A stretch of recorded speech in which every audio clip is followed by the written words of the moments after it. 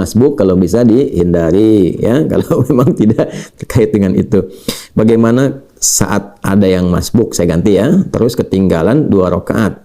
Masya Allah, masbuknya 2 rakaat. Kalau sholat subuh 2 rakaat hilang loh. Ini maksudnya yang 4 mungkin. Apakah di rakaat ketiga bacaannya kita harus baca doa iftitah lagi? Baik, bagaimana kalau seseorang masbuk, ini maksudnya sholat zuhur atau sholat maghrib, karena ada pertanyaannya langsung ke rakaat ketiganya bagaimana. Jadi saya contohkan langsung 4 rakaat sholat zuhur. Datangnya mau rakaat yang ketiga, dia masuk ke situ, jadi dia kehilangan 2 rakaat, terlambat, bukan kehilangan, terlambat, lalu masuk, kemudian dia bertakbir. Pada rakaat yang ketiga, apakah langsung kemudian dia baca iftitah lagi, atau kemudian bisa langsung ke Al-Fatihah? Nah, di sini ketika Anda mulai bertakbir, dibuka Allahu Akbar, maka lihat, Anda bisa prediksikan.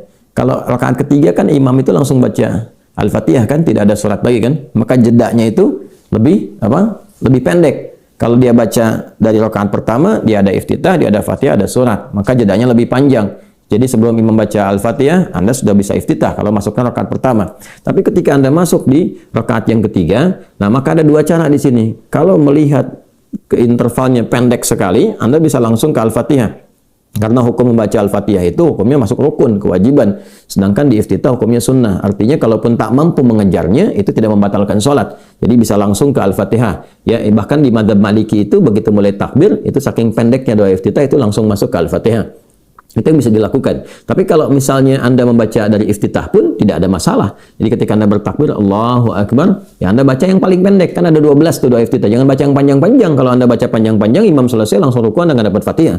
Ya kan? Maka Anda bacakan iftitah yang paling pendek. Misalnya Allahu Akbar, ya Allahu Akbar kabira, alhamdulillah katsira, subhanallahi bukratan wa asila. Sampai sini. Ya, kalau wajah itu kan doa yang keduanya. Jadi itu digabung jadi 2. Ya, atau misalnya Allahu Akbar hamdan katsiran thayyiban mubarakan fi. Selesai misalnya kan? Dah, itu kan yang paling pendek. Jadi ada yang paling pendek, ada yang menengah, ada yang paling panjang. Itu doa iftitah, ada 12 doa. Silakan lihat di fikih salat yang pernah kami share, kan? Lalu setelah itu baca Al-Fatihah. Masuk Al-Fatihah. Jadi dengan cepat Anda baca iftitah, masuk Al-Fatihah. Nah, Al-Fatihah itu minimalnya 3 ayat, ya, sampai dengan dari kalau bacanya Bismillahirrahmanirrahim, Alhamdulillahirabbil alamin sampai Ar-Rahmanirrahim. Begitu Ar-Rahmanirrahim, imamnya rukuk, Anda sudah mendapatkan bagian dari Al-Fatihah itu.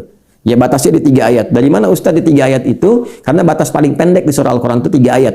Di surah Al-Kautsar, Inna a'tayna kal kautsar fasalli rabbika wanhar inna syani'aka huwal abtar. Maka para ulama menyimpulkan kalau sudah makmum di belakang dapat di 3 ayat dari Al-Fatihah itu, dia sudah masuk mendapatkan bagian dari Al-Fatihahnya. Kemudian ikut rukuk.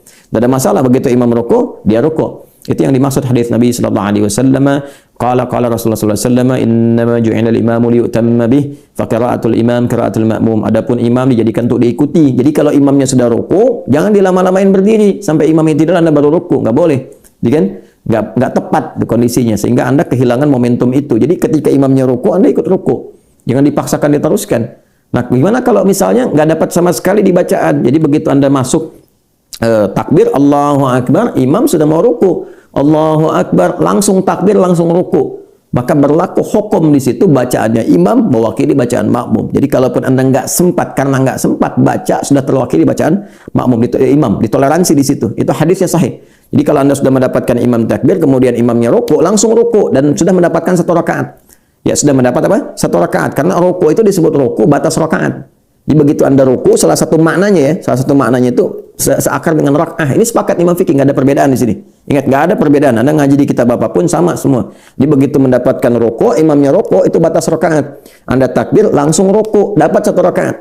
Contoh tadi sholat subuh nih, masuk rakaat pertama, ya. Kemudian ketika mau gabung, walam yakul lahu kufuwan ahad, Anda takbir, imam ruku, Anda langsung takbir, langsung ruku. Nggak usah baca iftitah lagi, nggak usah baca Al-Fatihah lagi. Allahu Akbar, ruku.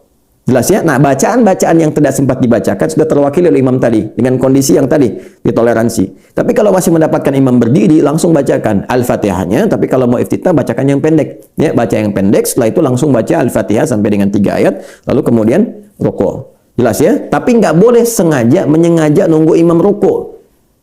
Minum dulu dengan ruku belum. Ini udah mau habis nih. Ya, Allahu samad lam yalid wa lam yulad, baru Allahu akbar, cuma ngejar ruku. Nah, itu dosa. Ya, dan bisa membatalkan salat kalau disengaja, bisa membatalkan salat ya.